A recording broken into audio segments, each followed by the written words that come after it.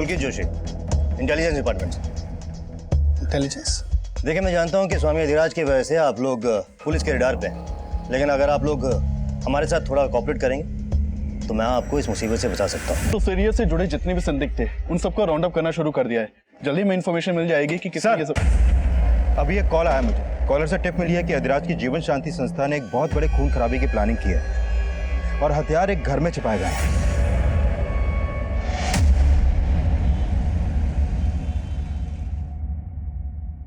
पूजा बेटा, ये देख।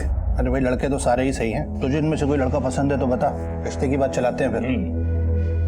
पापा, सच बोलूं तो मुझे इनमें से कोई भी लड़का पसंद नहीं।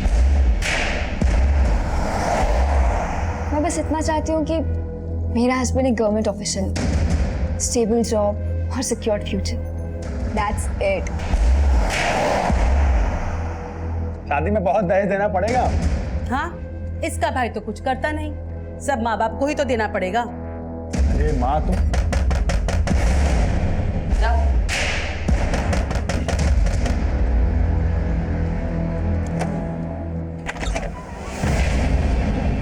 चेक करो सब्जेक्ट। सर क्या सर्च वारंट है हमारे पास। सर बताइए तो हुआ क्या है? Search warrant? Sir search warrant? Sir लेकिन बताएंगे कि हुआ क्या है? अरे अरे अरे अरे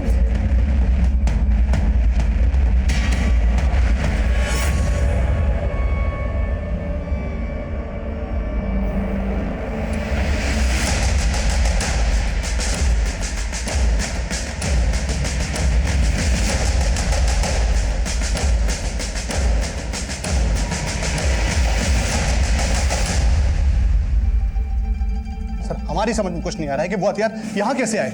सर हमें लगता है हमें कोई फंसाने की कोशिश कर रहा है। कोई दलील नहीं चलने वाली। तुम लोग इस अधिराज के लिए काम करते हो ना? अधिराज नहीं, स्वामी अधिराज कहिए। उनका इसमें कुछ भी लेना देना नहीं है। वो गुरु है हमारे। गुरु के शिष्य के घर में बंदूकें क्या कर रही हैं? बंदूकें घर में नहीं, घर के पीछे मिली है। कोई भी आके छुपा सकता है। ये हमारे गुरुजी और हमारे परिवार को बदनाम करने की चाल है किसी की। शहर की सुरक्षा का मामला ऐसे नहीं जाने दे सकते।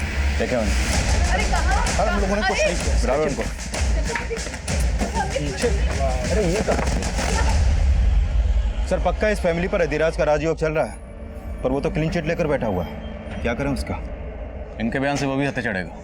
इनकी ऐसी कुंडली निकालो कि सफाई देने के लायक ही नहीं रहा। और उस कॉलर के बारे में पता करो जिसने हथियारों की टिप दी थी। हो सकता है उससे अधिराज के बारे में कोई इन्फॉर्मेशन मिले। यदि आप अपने घरों के मक्खी मच्छरों पर अहिंसा का प्रयोग शुरू कर दें तो क्या हो? आप हिंसा से तो बच सकते हैं, परंतु बीमारियों से आपको कोई नहीं बचा सकता। ठीक उसी तरह एक स्वस्थ समाज के निर्माण के लिए उन विनाशकारी तत्वों का नाश करना परम आवश्यक है जो कि सिर्फ हमारी शांति को भंग करने के लिए उत्पन्न हुए हैं। बोलो स्वामी अधिराज की, स्वामी अधिराज की जय।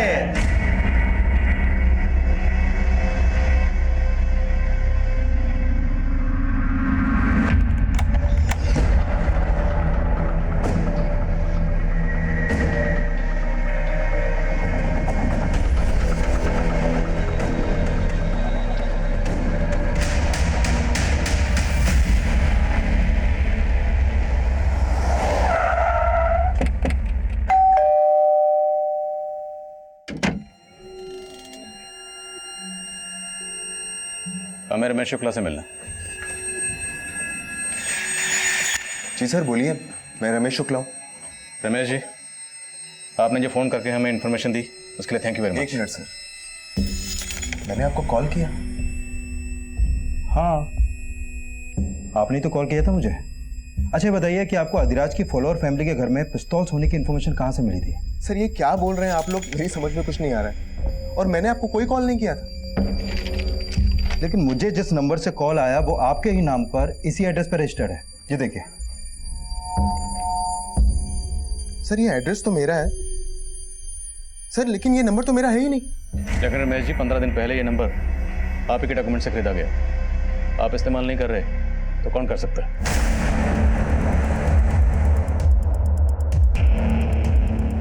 आप इनकी?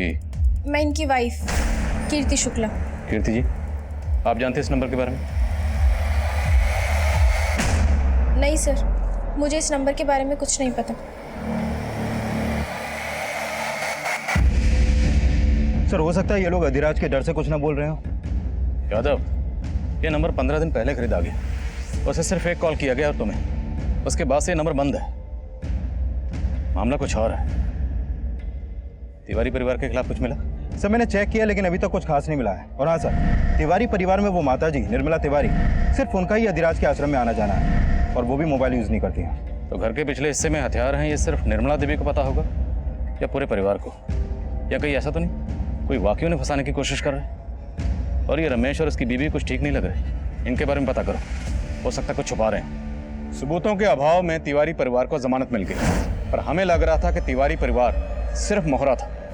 असली गुनहगार अधिराज, जिस पर पहले भी हिंसा भड़काने के आरोप लग चुके थे, और अधिराज एक सफेद पोस्ट मुजरिम था। इसलिए बिना किसी पुख्ता सबूत के हम उसके गिरेबान में हाथ नहीं डाल सकते थे, और मामला नेशनल सिक्योरिटी का था। हम इस केस की कड़ियां जोड़ ही रहे थे कि हमारे सामने एक मर्डर केस आया। सर यहाँ आसपास के इलाके में कहीं भी सीसीटीवी नहीं है। लोगों से भी पूछताछ की लेकिन कुछ पता नहीं चल पाया। बॉडी को तालाब में फेंकने की कोशिश की गई होगी, लेकिन शायद ठीक से डंप नहीं कर पाए। ये देखो, कलाई पर टैटू है। आसपास के थानों में पता करो, हो सकता है किसी ऐसी औरत की मिसिंग कंप्लेंट फाइल की गई हो जिसमें इस टैटू का डिस्क्रिप्शन हो। Okay sir. Mishra sir. Body को पोस्टमार्टम के लिए भेजो। Okay sir. गन वाले केस का क्या हुआ? अधिराज से कब मिल सकते हैं? सर अधिराज के आदमी कुछ ठीक से बता नहीं रहे, हमेशा यही बोलते हैं कि स्वामी जी ध्यान में है। वो जानबूझ के हमें अवॉइड कर रहा है, ध्यान तोड़वाना पड़ेगा उसको।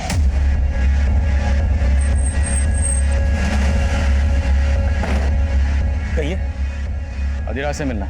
स्वामी जी भोजन ग्रह कर रहे हैं, अभी किसी से मिल सकते हैं। अरे मैंने आपसे कहा स्वामी जी भोजन ग्रह कर रहे हैं। अरे मैंने आपको कहा स्वामी जी भोजन ग्रह कर रहे हैं। देखिए, आने दो। आइए बैठिए, इनके लिए भी भोजन लगाइए। हम यहाँ खाना खाने नहीं आए, तेरी खुराक जानने आए। सुना तुम्हारी संस्था के लिए हथियार बन रहे हैं? हम तो शुरू से ही असामाजिक तत्वों के निशाने पे हैं। यदि उनका बस चले तो हमारे आश्रम में भी 2-4 बम गिरा दें। बातों के दिखाते हो तुम लोग। तुम्हारी शिष्या निर्मला तिवारी के घर पर 5 पिस्तौल मिले, बाकी असला बारूद कहाँ छुपा रखा? निर्मला देवी हमारी शिष्या है, इसलिए हम दावे के साथ कह सकते हैं कि उनका इन हथियारों से कोई लेना देना नहीं है, और ना ही हमारी संस्था की किसी भी सदस्य का। यह अवश्य हमारे शत्रुओं की चाल है, एक षड्यंत्र है। हिंसा भड़काने के आरोप पहले भी लग चुके हैं तुम। बस, हमारी मुलाकात पूर्ण हो गई। अब आप सब लोग जा सकते हैं।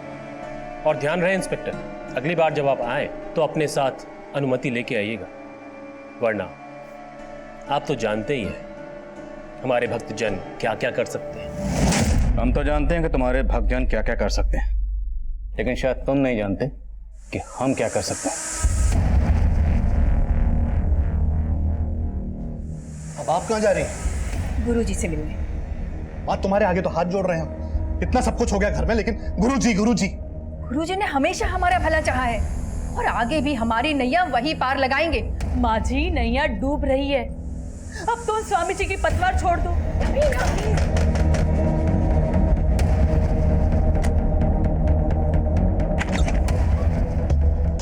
पुलकित जोशी, इंटेलिजेंस डिपार्टमेंट से। इंटेलिजेंस? देखिए, मैं जानता हूं कि स्वामी अधिराज की वजह से आप लोग पुलिस के रडार पे हैं, लेकिन अगर आप लोग हमारे साथ थोड़ा कोऑपरेट करेंगे तो मैं आपको इस मुसीबत से बचा सकता हूं।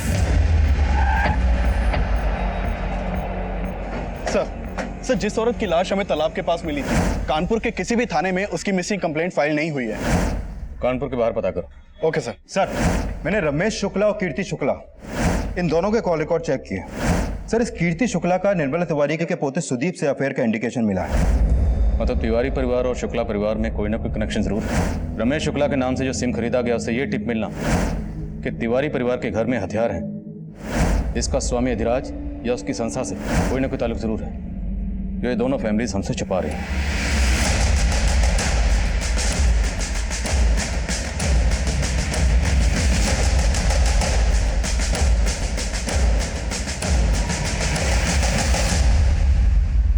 अगर आप लोग बोलेंगे कि आप लोगों में से किसी को भी उन पिस्टल्स के बारे में कोई जानकारी नहीं,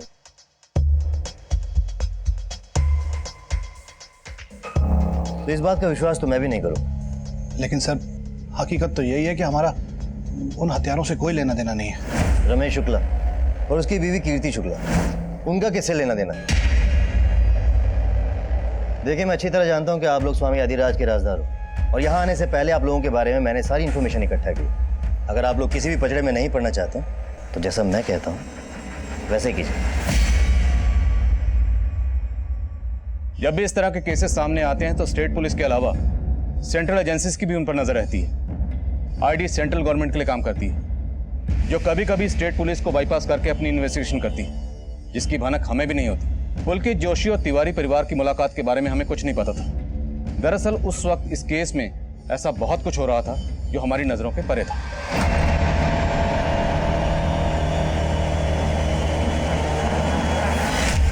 हाँ, मैं सुप्रिया का ब्रेन वॉश करने की कोशिश कर रही हूँ, पर फिलहाल सिचुएशन ऐसी है कि हमें सब्र करना ही होगा। हाँ, लेकिन मैं इतनी जल्दी उससे कैसे बात कर लूं? एक मिनट, दरवाजे पर कोई है, मैं बाद में बात करती हूँ।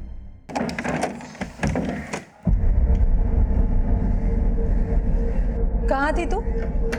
सुप्रिया, कितनी देर से फोन लगा रही थी तुझे? फोन क्यों नहीं उठा रही थी मेरा? सुप्रिया, तुझे पता है ना कितनी फिक्र होती है तेरी मुझे। आपको मेरी फिक्र कब से होने लगी?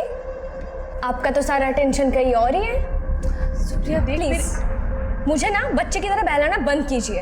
आप जो कर रहे हो वो गलत है और मैं आपको बिल्कुल नहीं सपोर्ट करने वाली।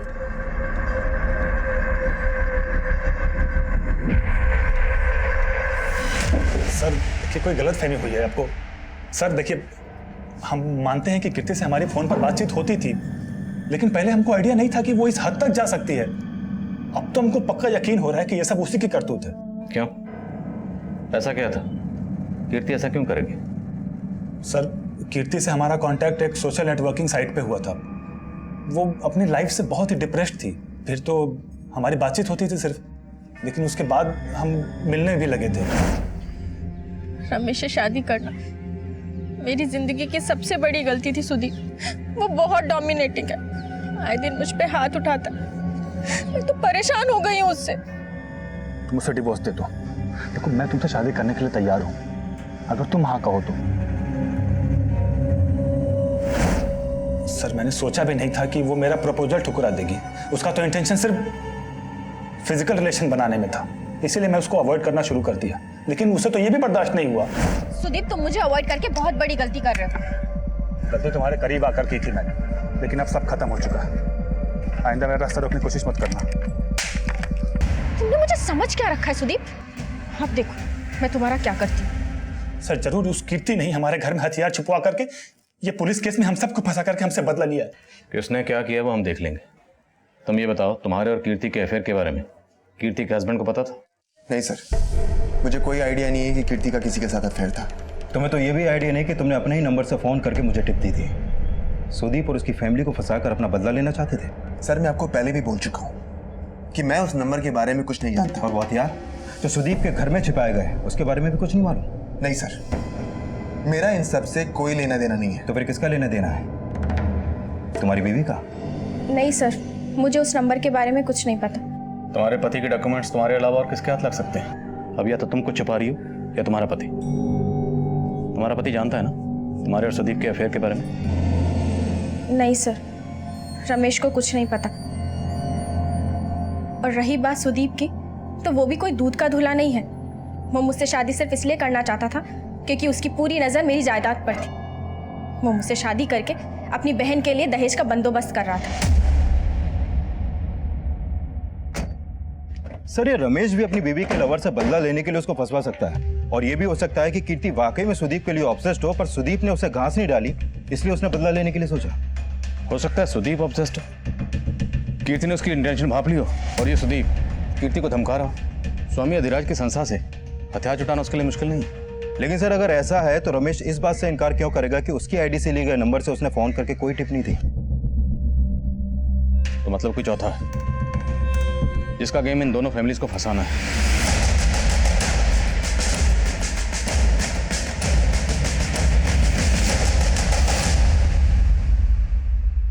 अरे तुम समझ क्यों नहीं रहे हो? कर तो रही हूं मैं कोशिश। ये सही समय नहीं है, हमें थोड़ा और वेट करना पड़ेगा। हाँ, 1 मिनट, बाद में बात करती हूँ। बाय। ये लीजिए। क्या है ये? इन पेपर्स में साफ लिखा है मैं अब इस घर की बराबर की हकदार हूँ। सुप्रिया, ये सब क्यों कर रही है तू? ये प्रॉपर्टी पापा की थी ना, तो उनके मौत के बाद आप अकेले तो मालिक नहीं बन सकती। आप मुझे मेरा हिस्सा दे दीजिए और अलग हो जाइए। कल्याण, गुरुजी, पुलिस अब सुदीप को तंग करने लगी है, आप कुछ कीजिए ना। आप हमारे सानिध्य में हैं। अपनी समस्त चिंताएं हमें दे दीजिए और निश्चिंत रहिए। परंतु स्मरण रहे, आपका समर्पण पूर्ण होना चाहिए। ऐसी कोई बात ना हो जो हमसे छुपी हो। कुछ तो ऐसा है जो आप छुपा रही हैं हमसे। गलती हो गई गुरुजी, बहुत बड़ी गलती हो गई। आप तो परम ज्ञानी हैं गुरुजी, आपको जानते हैं। हम आपको उस आईडी एजेंट के बारे में बताने ही वाले थे गुरुजी।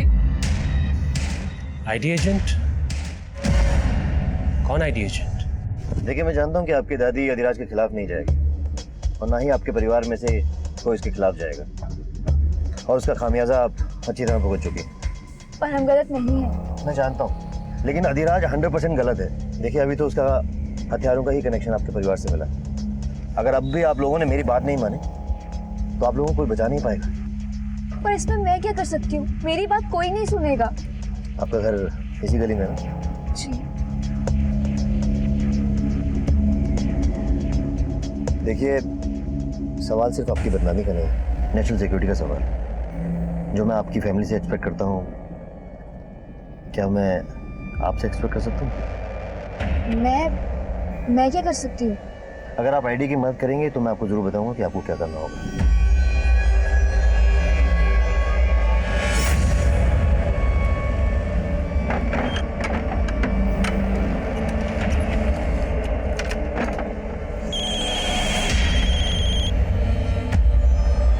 हेलो? नहीं, तुम यहाँ मत आओ, मैं ही आती हूँ।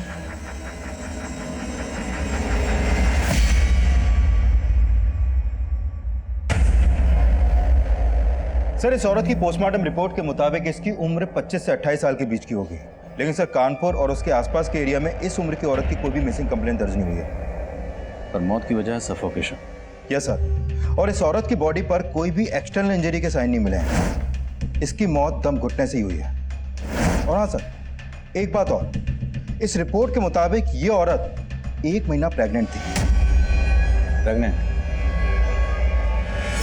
तो हो सकता है इस औरत की मौत के पीछे इसके पति या किसी जान पहचान वाले का हाथ, इसलिए इसकी मिसिंग कंप्लेंट फाइल नहीं की गई। पॉसिबल है सर। अब इसके हाथ पर ये जो टैटू है, यही इसकी शिनाख्त का जरिया बनेगा। देखते हैं।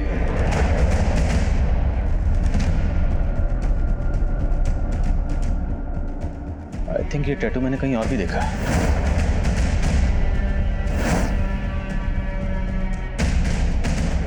यस, कीर्ति शुक्ला की कलाई पर बिल्कुल ऐसे टैटू है।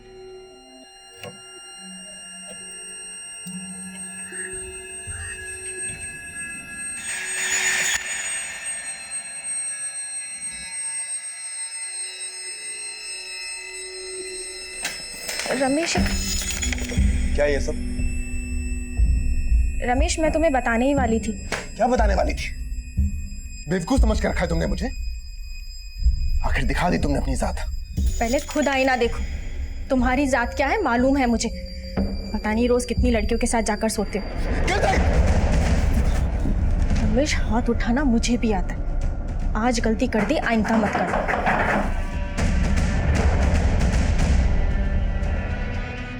दरअसल ये लाश हमें एक तालाब के पास मिली।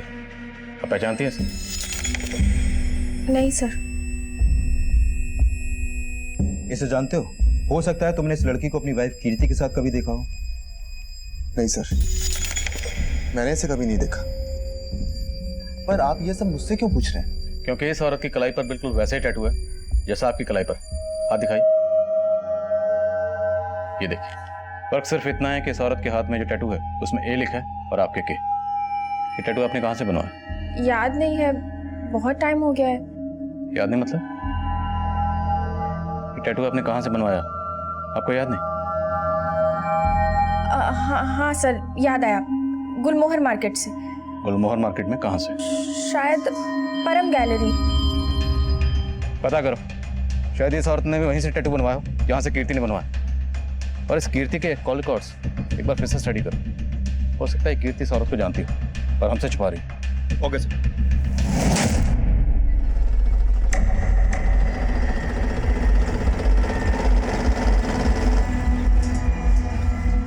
मुझे लगा नहीं था कि तुम आओगे, पर तुम तो देश की सुरक्षा को लेकर वाकई कंसर्न हो। देखिए, मुझे आपके इस मिशन में कोई इंटरेस्ट नहीं है। मैं आपसे सिर्फ इसलिए मिल रही हूँ क्योंकि मुझे अपनी फैमिली को इस सबसे बचाना है। लेट्स सी हमें कितनी सक्सेस मिलते हैं। पर मुझे करना क्या होगा?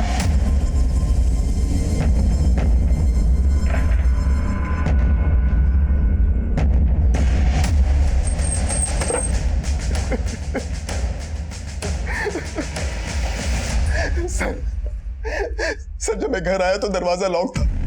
मुझे लगा कि कीर्ति कहीं बाहर गई होगी, तब मैंने अपनी चाबी से दरवाजा खोला तो देखा कि कीर्ति अंदर।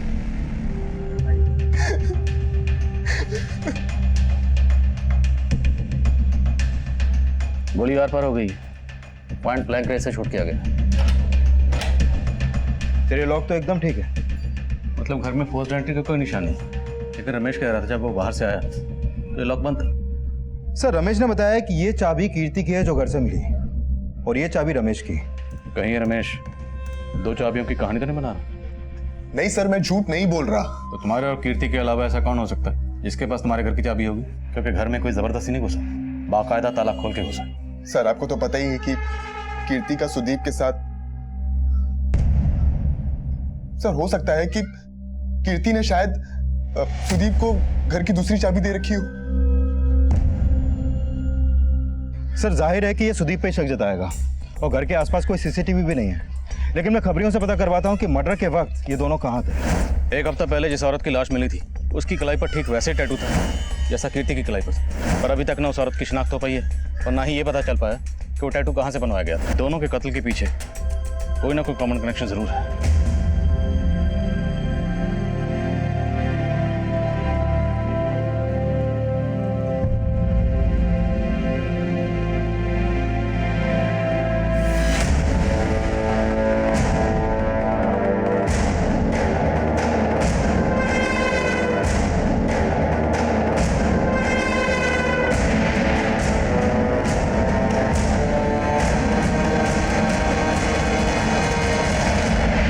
सर मैंने 200 से ज्यादा फैमिलीज की लिस्ट बनाई है जो स्वामी अधिराज को काफी मानती है।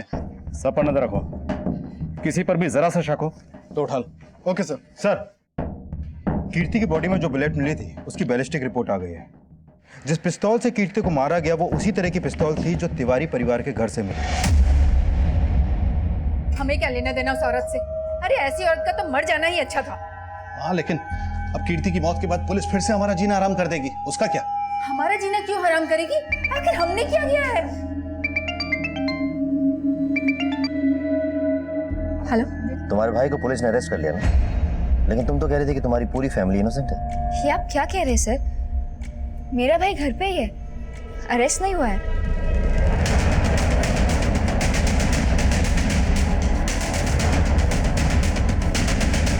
लेकिन साहब, अरे अरे क्या हुआ? ये क्या कर रहे हैं आप लोग? कहाँ ले जा रहे हैं?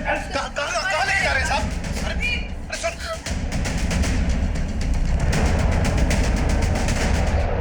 सर देखिए कोई गलत फहमी हुई है सर, हम शरीफ लोग हैं सर। आप बिना वजह उठा के लाए सर। देखिए कीर्ति की मौत उसी तरह की पिस्तौल से हुई है जो तुम्हारे घर से बरामद हुई। उसको तुमने नहीं मारा तो किसने मारा?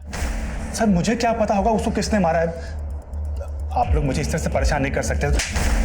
तेरी परेशानियां और बढ़ेंगी अगर सच नहीं बोलेगा। बोलो, वो बंदूकें तुझे स्वामी के लोगों ने दी थी? सर हम आपको पहले ही बता चुके हैं कि उन बंदूकों से मैं क्या, मेरा पूरा परिवार अनजान था सर।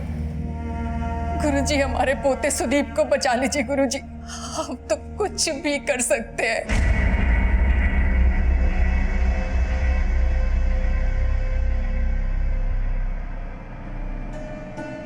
देखिए, समय ठीक नहीं चल रहा है। हमारा सुझाव आपको यह है कि अपने समस्त परिवार को लेकर किसी दूसरे शहर चली जाइए। लेकिन गुरुजी सुदीप, वो तो पुलिस हिरासत में है। उसको बाद में देख लेंगे, समय आने पर उसका उचित समाधान निकालेंगे हम। परंतु इस समय आप बाकी परिवार वालों को लेकर दूसरे शहर चली जाइए। जी जी गुरुजी। कीर्ति की बॉडी का पोस्टमार्टम करने वाले डॉक्टर का कॉल आया था। उनका कहना है कि कीर्ति भी 1 महीना प्रेग्नेंट थी, ठीक इस औरत की तरह। और सर, इन दोनों औरतों के हाथ में एक ही पैटर्न का टैटू। सर, आपका अंदाजा बिल्कुल सही था, इन दोनों मर्डर्स का लिंक कॉमन है। लेकिन कीर्ति प्रेग्नेंट है, ये बात उसके पति रमेश ने हमसे क्यों छुपाई? सर, मैंने रमेश से पूछताछ की थी। उसका कहना है कि उसने बात इसलिए छुपाई क्योंकि उसे लगता था कि कीर्ति के पेट में जो बच्चा था वो उसका नहीं बल्कि सुदीप का था। सर, वो रमेश झूठ बोल रहा है। अरे मेरा तो कीर्ति से 2 महीने पहले ही ब्रेकअप हो गया था, तो उसके पेट में 1 महीने का बच्चा वो मेरा कैसे हो सकता है? सर, ये अधिराज का चेला है, इतनी आसानी से नहीं उगलेगा। सर, एक काम करते हैं, इसका डीएनए मैच करवाते हैं कीर्ति से और उस औरत से जिसकी लाश हमें तालाब के पास मिली थी, और रमेश से भी। क्या पता भाई कोई कहानी बना रहा हूँ। यादव, हो सकता है इन दोनों के अलावा ये कोई तीसरा ही हो जो ये सारा खेल खेल रहा है। क्योंकि रमेश की आईडी से जो सिम खरीदा गया था, उससे वो कॉल हमें किसने किया था ये अभी तक पता नहीं चला। अब ये अधिराज का दुश्मन है सुदीप का या रमेश का, ये भी क्लियर नहीं है। पर ये कॉलर जो भी है उसका कीर्ति से और उस औरत से जिसकी लाश हमें तालाब के पास मिली, उन दोनों से कोई कनेक्शन जरूर है जो फिलहाल हमें नजर नहीं आ रहा।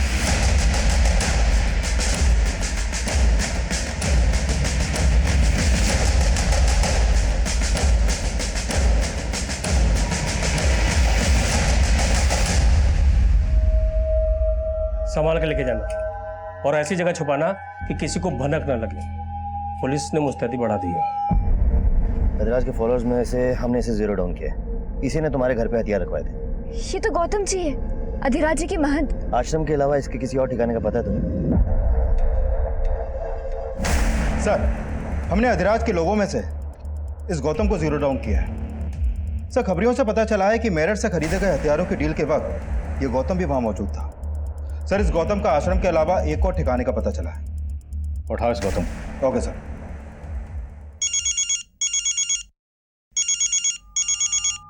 हाँ पांडे,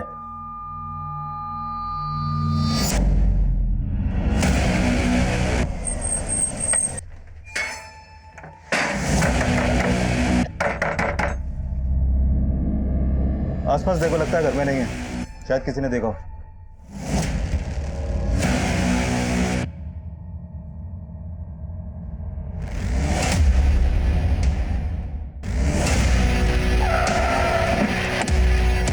सर, इनका एक पड़ोसी इनसे मिलने आया था। बेल बजाने पर जब गेट नहीं खुला तो उसने खिड़की से झांक के देखा तो लाश दिखाई दी। सर, जब हम यहाँ पहुंचे तो दरवाजा अंदर से ही बंद था। वर्षा त्यागी और कलाई पर वी का टैटू और कीर्ति की कलाई पर के का टैटू था। वर्षा और ए, 3 औरतें जिनकी कलाई पर उनके नाम के पहले अक्षर का टैटू है, वो तीनों मारी जाती। इन तीनों औरतों का आपस में क्या कनेक्शन हो सकता है? हाँ यादव, बोलो। सर, गौतम को तो उठा लिया, लेकिन अपना कांस्टेबल लालजी यादव वो शहीद हो गया। सर, बहुत हथियार मिले हैं इसके घर से। ये सर ठीक नहीं है, लगता है बहुत बड़ा रैकेट है इसके पीछे। वो वाली भी दे। अरे तू जा, जल्दी जा, जल्दी अपना सामान लेके आ। दादी, मुझे कुछ समझ नहीं आ रहा। सुदीप पुलिस कस्टडी में और हम दिल्ली जा रहे हैं। ये हम ठीक नहीं कर रहे।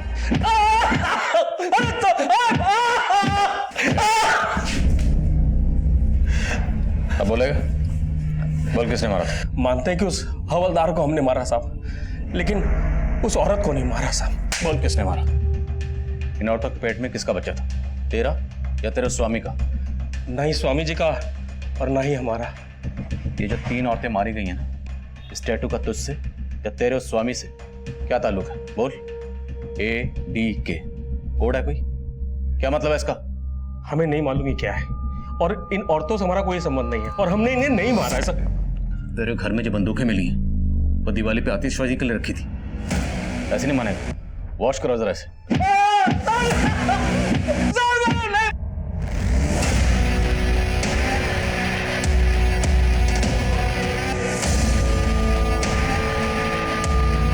सर ये गौतम बहुत मोटी चमड़ी का है, बहुत तोड़ा फिर भी कुछ नहीं उगल रहा है।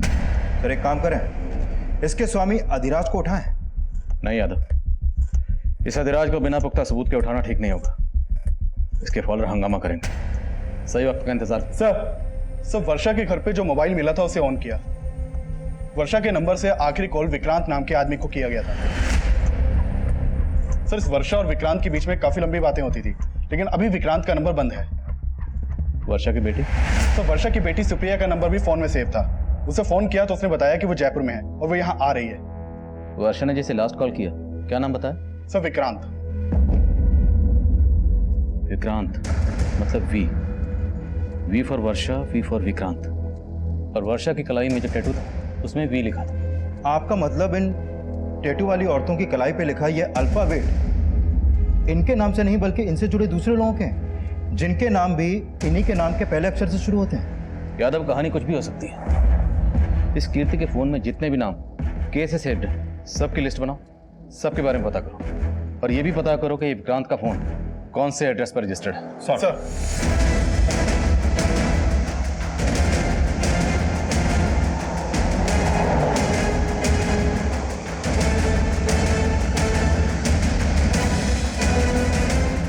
Hello, Kanpur airport. Sir Kirti के मोबाइल में 2-3 नंबर ऐसे हैं जो के से शुरू होते हैं, लेकिन कीर्ति की इन लोगों से उतनी बातें नहीं होती थी जितनी वर्षा की विक्रांत से होती थी। सर वर्षा जिस नंबर पर कॉल करती थी वो नंबर विक्रांत का है ही नहीं। दरअसल वो नंबर इस डॉली सिंह के नाम पर सुभाष नगर के एड्रेस पर रजिस्टर्ड है। सर ये photo mobile network service provider से मिला है। अगर वो नंबर डॉली का था तो वर्षा ने डॉली का नंबर विक्रांत के नाम से क्यों सेव कर रखा? सर पता चला है कि कानपुर से दिल्ली जाने वाली एक फ्लाइट में बॉम्ब है और निर्मला तिवारी और उसका परिवार उसी फ्लाइट से दिल्ली जाने वाला है। इस खबर ने पूरे शहर में रेड अलर्ट कर दिया। हमने तुरंत एयरपोर्ट पुलिस को इन्फॉर्म किया कि जिस फ्लाइट में बॉम्ब होने की खबर है उसमें हमारी सस्पेक्ट तिवारी फैमिली ट्रैवल कर रही है। एयरपोर्ट पुलिस ने तिवारी फैमिली से पूछताछ की, लेकिन उनके लगेज में कुछ भी सस्पिशियस नहीं मिला और ना ही फ्लाइट में बॉम्ब था। फ्लाइट कैंसिल हो गई और तिवारी परिवार को रिलीज कर दिया गया। लेकिन हम अभी ये जानना चाह रहे थे कि तिवारी परिवार ने अचानक दिल्ली जाने का प्लान क्यों बनाया? क्या गौतम जी को आपने हथियारों के साथ पकड़ा? हथियार तो आपके यहाँ से भी मिले थे, फिर हैरान होने का इतना नाटक क्यों कर रही हैं? नाटक नहीं कर रहे थे साहब। गौतम जी को हम गुरुजी की तरह ही मानते थे और हमको कुछ नहीं पता है। जरूर कोई गलतफहमी है साहब। और सुदीप भी बेकसूर है, उसको छोड़ दीजिए। तो सुदीप के अंदर होते ही दिल्ली क्यों भाग रहे थे? भाग नहीं रहे थे साहब, वो तो गुरुजी ने कहा था इसीलिए जा रहे थे। पूजा ने कहा था मत जाओ, लेकिन पूजा का सर वो एयरपोर्ट में पूछताछ हुई थी ना हम लोगों से, वो पहले फ्री हो गई तो पहले निकल गई थी, पर अभी तक घर नहीं आई सर। घर नहीं मत। हाँ यादव बोलो। सर सुभाष नगर थाने से पता चला है कि डॉली सिंह की मौत तो 2 महीने पहले ही हो चुकी है। सर 2 महीने पहले डॉली की लाश उसके घर के बाथटब में ही मिली थी और इसकी कलाई पर भी सेम इसी पैटर्न का टैटू था। डॉली सिंह और कलाई पे डी का टैटू। इसकी जिंदगी में डी वाला कोई है? इसका पति दीपक। और सर डॉली के इस केस को सुभाष नगर पुलिस मर्डर मान के इन्वेस्टिगेट कर रही थी और उस वक्त उन्हें बाथटब के पास शराब भी मिली थी और डॉली के पति ने डॉली की मौत की खबर पुलिस को दी थी। और सर डॉली के पति का कहना था कि डॉली को बाथटब में बैठकर शराब पीने की आदत थी। सर इसकी बॉडी में अल्कोहल भी पाया गया था, इसलिए इस केस को एक्सीडेंटल मानकर बंद कर दिया गया। इस डॉली का पति दीपक वो इस वक्त कहाँ? सर वो डॉली के मौत के बाद ही डॉली का फ्लैट बेचकर कहीं चला गया। तो हो सकता है ये डॉली का दीपक जो है वही वर्षा का विक्रांत बनकर वर्षा से बात कर रहा हूँ डॉली के नंबर से। इस दीपक की फोटो है? हाँ सर, नेक्स्ट पेज पर ही है।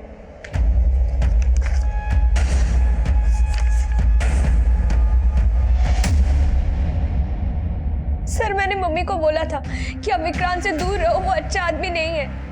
पर मम्मी उससे शादी करना चाहती थी, इसीलिए मैं मम्मी से दूर रहने लगी थी। कि यही है विक्रांत? हाँ सर, यही वो आदमी है जिसकी वजह से मेरी मम्मी ने सुसाइड किया है। डॉली का दीपक ही वर्षा का विक्रांत है, तो क्या कीर्ति का के और इस औरत का ए भी है? सर ये आदमी इस औरत का ए है कि नहीं ये कह पाना मुश्किल है अभी, क्योंकि अभी तक इस औरत की कोई पहचान नहीं हो पाई है। लेकिन सुदीप कीर्ति से सोशल मीडिया से टच में आया था, तो हो सकता है कि ये आदमी भी कीर्ति से सोशल मीडिया के थ्रू मिला हो। सुदीप कीर्ति को भी अच्छी तरह से जानता था, तो हो सकता है सुदीप इस आदमी को भी पहचानता। सर ये तो इंटेलिजेंस डिपार्टमेंट का एजेंट पुलकित जोशी, इंटेलिजेंस डिपार्टमेंट से। इसने हम लोगों को अपना मुखबिर बनने का ऑफर दिया था। क्या हुआ? क्या ढूंढ रही?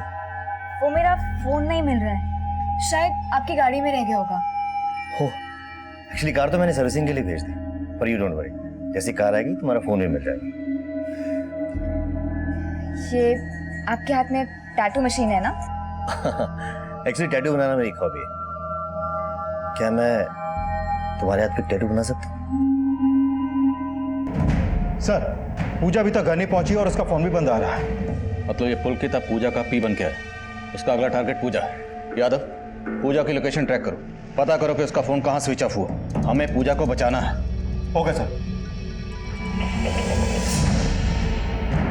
अच्छा है ना पी? जानती मैं तुम्हारे हाथ पे पी का टैटू क्यों बना रहा हूँ? क्योंकि तुम्हारा नाम भी पी से है और मेरा नाम भी पी से है। ठीक है, कुछ भी पता चले तुरंत फोन करो।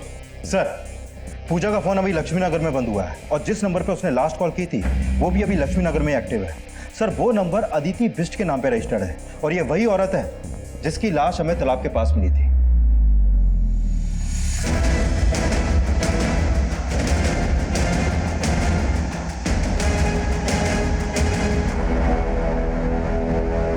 It means you love me.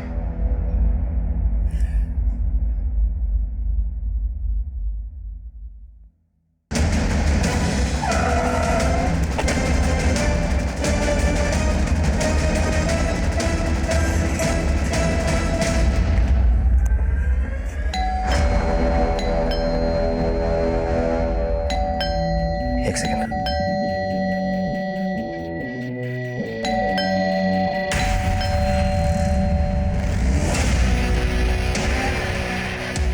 Vijay, gun लीजिए, गन लीजिए।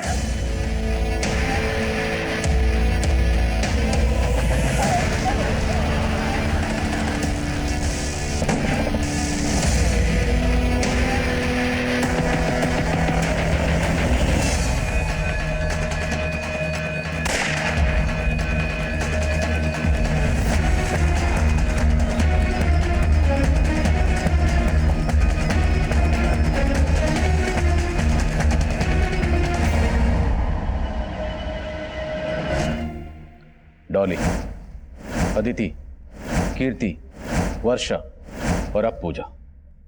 और कितनी लड़कियों की जिंदगी बर्बाद की तूने? 4 और, लेकिन मैं मारा नहीं था, मैंने छोड़ दिया था। और डॉली को उनके बारे में पता चल गया था। वो मुझे अंदर करवाना चाहती थी, इसलिए मैंने उसे ऊपर पहुंचा दिया। फिर डॉली के घर पे कब्जा करके उसे बेच दिया। अदिति को भी इसी मकसद से मारा? अदिति का तो अमन था, बहुत प्यार करती थी मुझसे, उसे मारना नहीं चाहता था, लेकिन वो बेवकूफ हमारे प्यार की निशानी चाहती थी। बच्चा, एंड आई हेट किड्स। और वर्षा से मैं उसका घर हासिल करना चाहता था, लेकिन वो अपनी बेटी के कारण शादी के लिए रेडी नहीं हो रही थी। और जब मुझे पता चला कि उसने अपना घर अपनी बेटी के नाम कर दिया, तो छोड़ दिया मैंने उसे, मारा नहीं। और उसकी मौत का जिम्मेदार तू ही है। तेरी वजह से डिप्रेशन में गई और उसने सुसाइड कर लिया। कीर्ति की जिंदगी में कैसे दाखिल हुआ? उससे मैंने सोशल मीडिया पे दोस्ती की, कमल बन के, और वो मेरे प्यार में से एंटी हो गई। और उसने मुझे सुदीप के बारे में सब कुछ बता दिया, और पूजा के बारे में भी, जिसकी शादी की दहेज के लिए सुदीप कीर्ति को फंसा रहा था। और फिर मैंने पूजा का मैट्रिमोनियल प्रोफाइल देखा। उसे देखती तो मैं उसके प्यार में पागल हो गया। पूजा की विश थी कि वो किसी गवर्नमेंट ऑफिशियल से शादी करे, और पता चला कि उसकी दादी हदिराज की परम भक्त है। फिर मैंने एक प्लान बनाया पूजा की जिंदगी में दाखिल होने का। कीर्ति के घर से रमेश के कुछ डॉक्यूमेंट चोरी किए और एक नया नंबर लिया, और पूजा के घर में वो हथियार छुपा दिए। हदिराज आप लोगों के रडार पे पहले से ही था, इसलिए मैंने आप लोगों को जानबूझकर उसकी टिप दी।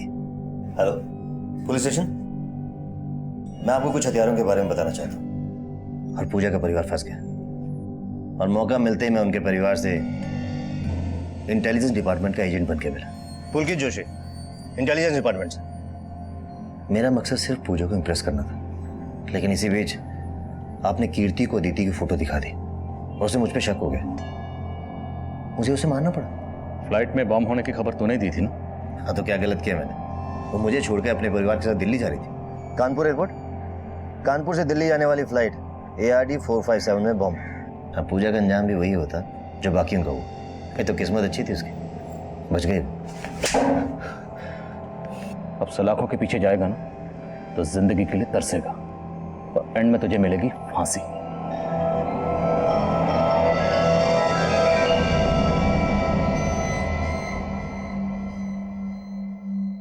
हमारे सपने भी कभी कभी दूसरे के जुर्म की दस्तक बन सकते हैं। ऐसा ही कुछ इस केस में भी सामने आया था और उस जुर्म ने दस्तक दी थी जब पुलकित जोशी नाम रख के एक मुजरिम फेक आईडी एजेंट बन के तिवारी परिवार से मिला था और तिवारी परिवार ने हमसे वो बात छुपाई और उस मुजरिम ने ऐसा शातिर जाल बिछाया कि तिवारी परिवार को इस बात की भनक तक नहीं लगी कि उनकी बेटी पूजा लगातार एक खूंखार मुजरिम से मिल रही थी। ये तो गनीमत थी कि वक्त रहते हम पूजा को बचा पाए, वरना पूजा का भी वही अंजाम होता जो डॉली, कीर्ति, अदिति और वर्षा का हुआ।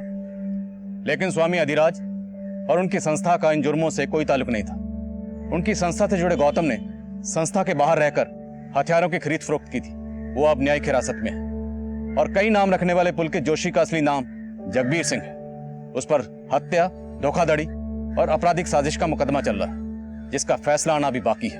अब मैं आदिल खान आपसे इजाजत लेता हूं। आपसे फिर मुलाकात होगी एक नए केस के साथ। तब तक देखते रहिए क्राइम पेट्रोल दस्तक। मकसद बताना नहीं, बचाना है।